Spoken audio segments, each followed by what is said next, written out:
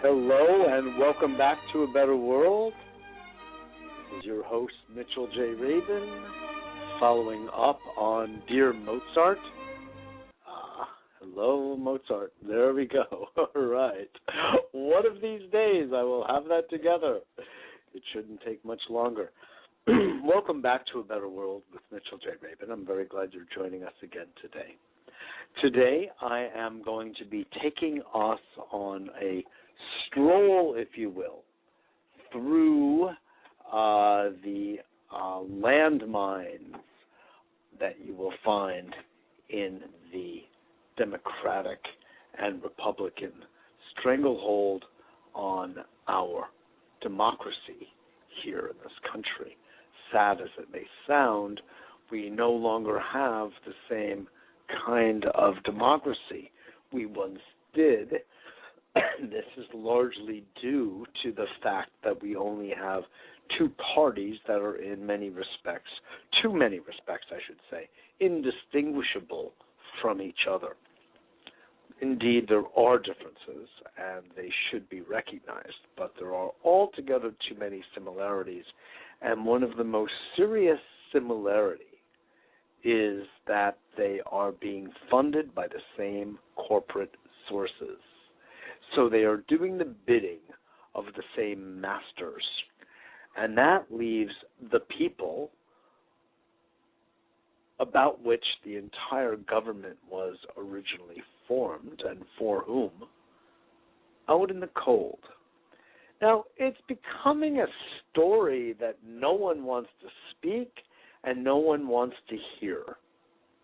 It's become, in a sense, pathetic that our democracy is so non-democratic, that it has become, in many ways, a surveillance police state based on legislation passed in the past 12 or so years, and before, but most egregiously during the Bush administration and the current Obama administration.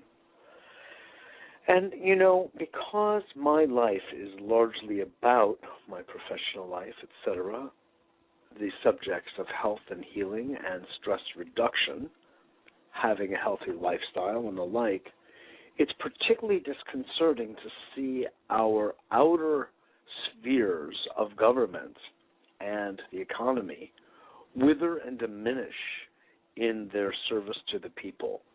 It has a direct psychological impact on our populace, and we are suffering more illnesses, more disease, more setbacks, more early onset diabetes, more obesity, more heart attacks, more cardio problems than ever before, more cancer, more arthritis, more autoimmune issues. And these are symbolically and metaphorically an expression of dis-ease in the body politic and the larger society. And this is the way in which these illnesses get expressed through individuals. And it's because there is so much that is off base in our society. And it is truly time to bring it back to some sense of balance. And this is why on this particular radio show, we tend to talk about the candidacy of a one Rocky Anderson, Rocky Anderson, solid as a rock, as the website will say, who is running in the Justice Party, which he helped to found, having departed from the Democratic Party, which he accused of being way too Republican in its way. And I would agree with him. And Rocky is seeking to bring a sense of proportion and balance and rule of law and humanity to governance. He wants to end the corruption. The corruption has become really virtually no different than what we have so oft accused third world nations of being, truly there is little difference. Just the style of the corruption might be a little bit. We wire money here. They pay in, dollars or in the local currency in hand or in an envelope. But here it tends to be a faster way through legal means, if unethical. And these are all problems that we have. Now, many people do not know of Rocky Anderson, and this is sad because Rocky Anderson needs to be better known. He is not in the Green Party, though the Green Party has its own merits, as do the other third parties.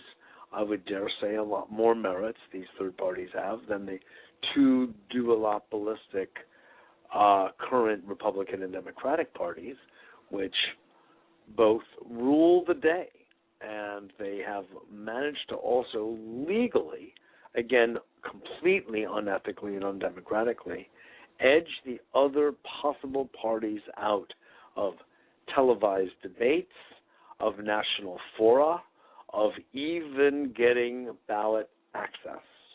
That's how tragic it is, what is going on these days. It is tragic. And all the more reason to call for a third-party candidate. I would like, interestingly, to contrast Rocky Anderson, for the sake of you, the audience, with another, what I would consider pretty leading candidate out in the field, Republican by definition, Ron Paul. Because Ron Paul, among all of the current candidates, is, in my view, the most interesting between the Democratic and the Republican, because he's calling for radical change. I may not agree with everything he has to say, but the things that I do agree with, I agree with heartily. And it would be interesting, perhaps, for you all to hear a bit of a checklist between these two candidates. Of these issues, I received an email from the Rocky Anderson Justice Party that compares and contrasts these two. Ron or Rocky, it reads, do you know where they really stand? Know the issues. End the wars? Rocky, a yes, and Ron Paul, a yes. End the stranglehold of the military-industrial complex? Rocky Anderson, yes. Ron Paul, yes. Oppose indefinite detention, and that's making specific reference to the NDAA, the National Defense Authorization Act that was passed on New Year's Eve by the present sitting President Obama, which would allow for indefinite detention without trial, no habeas corpus, completely unconstitutional, completely unethical, with no place on the face of the planet. Yet, it now stands as law until it will be overturned, but it stands now. And the way these two candidates feel are both in agreement, opposing indefinite detention. And by the way, contrast that with Obama, who signed it, and Mitt Romney, who is in agreement also with it. You may want to ask yourself the question of what are the differences between Obama and Romney, and you'll have a party looking at that because there's not much difference between them at all. Support Social Security, Medicaid, and Medicare? Rocky, yes. Ron Paul, no. Okay, there's an interesting delineation between the two. Elimination of the Environmental Protection Agency? No, says Rocky. Yes, says Ron Paul. Support single-payer health care coverage for all? Yes, says Rocky. No, says Ron Paul. Supports the 1964 Civil Rights Act. That's an interesting reaching back into history. Rocky Anderson says a resounding yes, and Ron Paul a resounding no. Supports depriving Supreme Court of jurisdiction to decide cases involving marriage equality. Rocky Anderson says no. He would not support depriving the Supreme Court of jurisdiction to decide these matters. And Ron Paul says yes, he would support depriving the Supreme Court of such jurisdiction, support government job programs such as WPA of the FDR era and CCC. Rocky says yes, Ron Paul again no. So what you see here in this quick little chart, there are a couple of other items here, supports Federal Aviation Administration. Rocky Anderson says yes, and Ron Paul no. Accepts unlimited super PAC money. And to that, Rocky Anderson says no. He will only take up to $100 for his presidential campaign per person. And Ron Paul says yes, and supports campaign finance reform. Rocky says yes, and again Ron Paul says no. So there are some similarities, there are some points of overlap on some important issues like foreign policy, about war, about the military industrial complex and the budgets therein, opposing indefinite detention. But after that, it's pretty bifurcated. So for more on this, I would direct you to voterocky.org and the JusticePartyUSA.org. And you will find opportunities to volunteer. You will find opportunities to learn more and to question the candidate as well, as all candidates need to be questioned and grilled about how they feel on very important matters that have to do with the governance of our nation and, in many ways, the forward progression of the world itself. So, with that said, I want to just circle back to Rocky Anderson and some of the positions he holds on, I'd say, important issues. One, of course, a leading one, that's also at AmericaSelect.org, where he is one of the leading candidates. He speaks of wealth and income disparity, replacing private interest corruption with public interest solutions. I like that. The challenge, and I'm reading from Rocky's own writing that can be found on his website.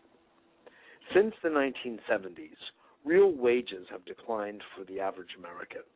This has happened while both worker productivity and management compensation have skyrocketed.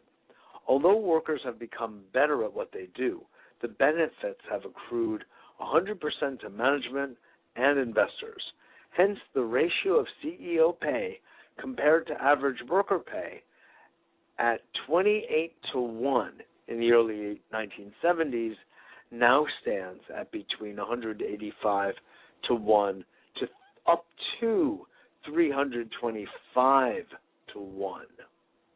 Even, I'm going to just parenthetically say, even the disparity of 28-1 in my worldview begs examination. In Michael Moore's film, Capitalism, a Love Story, he cites and visits a business out on the West Coast where the CEO is on the manufacturing floor and all salaries are on parity. CEO, CFO, COO, C-levels, and the worker on the floor are all recognized as a valuable asset to the company, but not one more than another, and hence wage parity. So even 28 back in the 70s strikes me as huge. Imagine what it would just be 2 to 1, instead of 50,000, 100,000. Is that not plenty of a disparity if there's going to be one at all? So that it's at 185 to 325 now is nauseating. Anyway, that's another whole conversation. Returning to Rocky's text here. One of the key reasons for this is the drastic shift in power that has taken place from workers to management. The ability of manufacturers to shift production facilities abroad to cheaper locations, which really took off with the collapse of the Bretton Woods Agreement in 1971, has meant that management has an overwhelming amount of leverage over workers. Management has been able to ensure that it can keep remuneration for workers stagnant and funnel the benefits of enhanced worker performance solely to themselves and to shareholders. This has entailed a ballooning of consumer debt, quintupling from 1995 to 2005 due to the inability of Americans to fund their lifestyles with declining incomes. This has in turn fueled asset bubbles, such as the housing and stock market bubbles, which have proved so destructive to both the U.S. and the global economies. It has also weakened our ability to grow our way out of the current economic crisis, the main problem being the lack of aggregate demand, which can be traced to an anemic consumer base.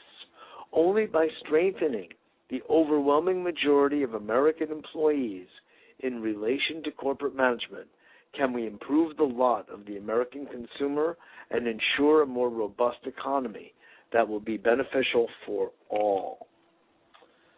Well, that says a lot in a little, does it not? It sure does.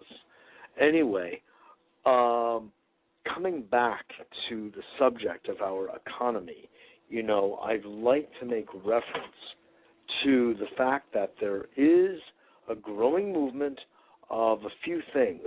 One is local economies, and I would refer you to the work of David Korten, Korten. I have a radio interview with him, not on Blog Talk Radio, but on Progressive Radio Network, where I have my Monday evening show. Well, Monday, 6 p.m. Eastern Daylight Time, I should say, daylight. And all this information can be found at www.abetterworld.tv.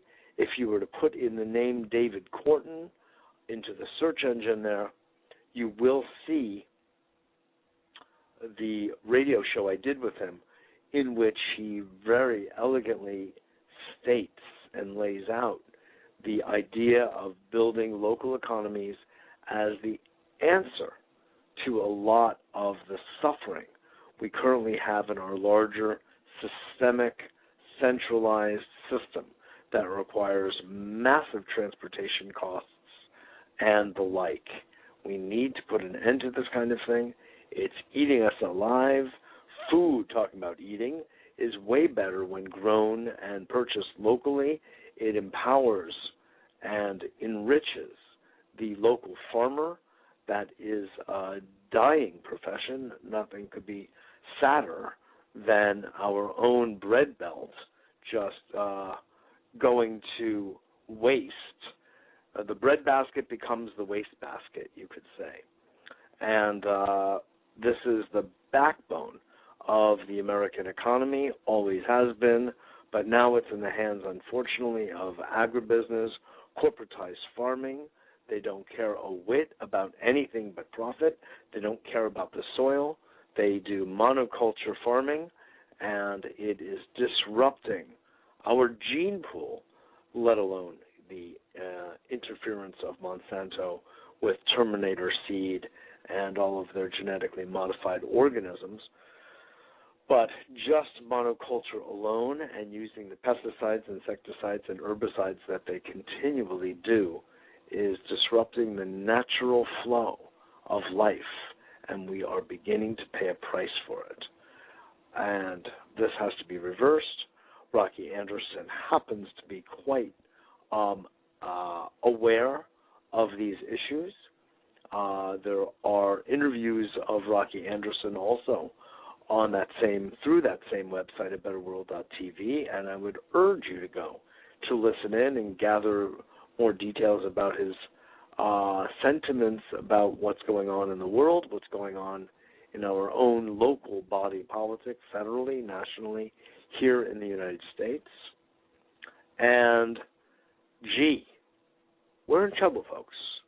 Right here in River City. Trouble, trouble, trouble. Because nature is neglected. Humanity is neglected. Money has been made the god, and money doesn't deserve to be a god. Money can be in service to us when it's managed correctly, and our hormones do not get distorted, and our own inadequacies don't get compensated for through the reckless acquisition of money. And you could look at our Wall Street economy, our entire banking system, as a reckless compensation for feelings of inadequacy, of insecurity, of unworthiness. Unfortunately, there is a psychological underpinning to all that we see. I say unfortunate, not that there is this underpinning, but that this underpinning has had such dire consequences for literally billions of people around the world and for our precious Earth herself. Rocky Anderson, in his candidacy for President of the United States, is really looking to turn this around. I speak of sacred stewardship. I feel that that is our appropriate role as human beings, whether it's in the domain of politics or business, the economy, socially, artistically, in all ways. It is our calling, our duty, our dharma to approach the planet with respect, with compassion, with love, and with great interest. Because what could be more interesting than nature herself and all of her myriad manifestations? And human beings are certainly a curious creature. We could spend a lifetime just studying them, or two, for that matter.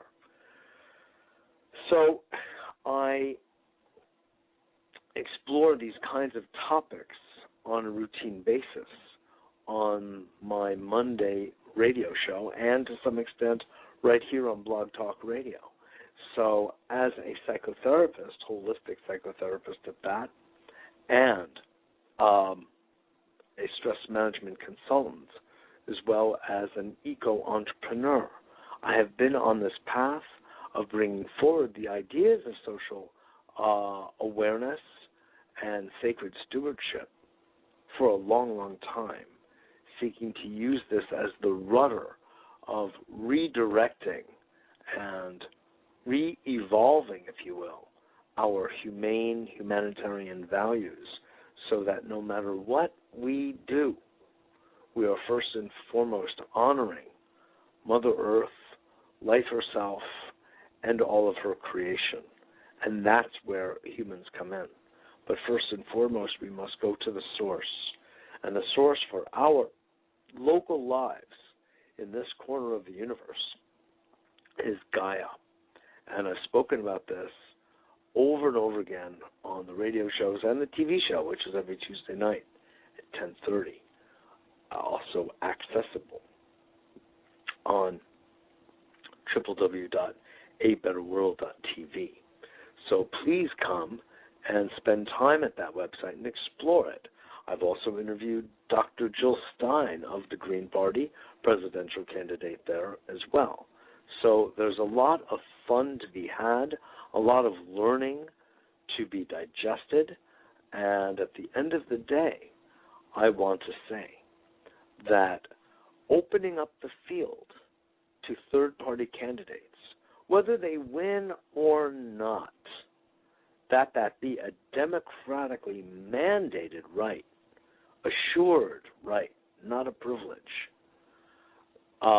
is so vitally important to a democracy. And at least let's move the conversation to the progressive thinker, because where it stands now, let me put it this way: Republican President Eisenhower would have looked like a flaming liberal if he were running today. That's how far this country has shifted to what is very erroneously but practically called the right. So I'm inviting you to give thought to our entire process, to take our political process seriously, because you want to take your life seriously. You want to take your health seriously. You want to take your happiness and your love life and your well-being seriously. These are the juicy parts for a human, man, not governance. But if you do not take governance seriously, they will run off with the cash register, as they have done, and they will set the laws for their own self-aggrandizement and their own corporate fulfillment. And that is what's going on.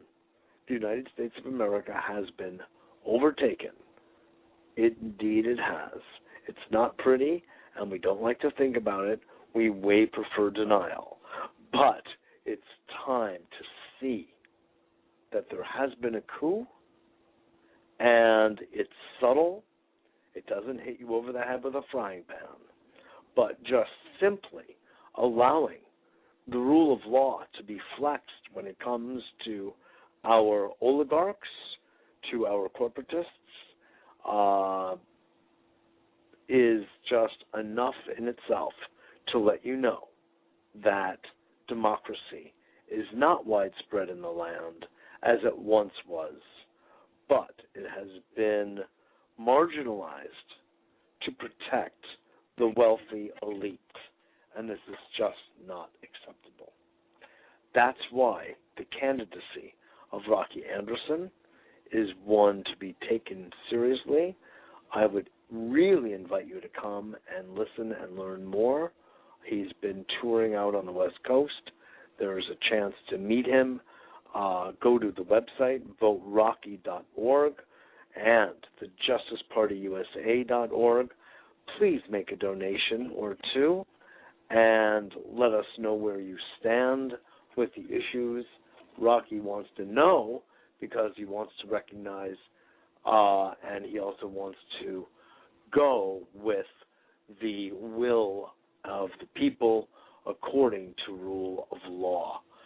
So with that said, I want to thank you so much for your precious attention to these vital matters that directly impact all of our health and well-being. And you cannot really talk about health if you're not really looking at the political structure that is making decisions on our behalf via the FDA and the USDA, etc., Department of Health and Human Services, that directly impact our health.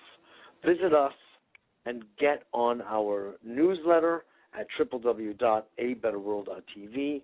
Thank you so much for joining us this week. I'll see you next week.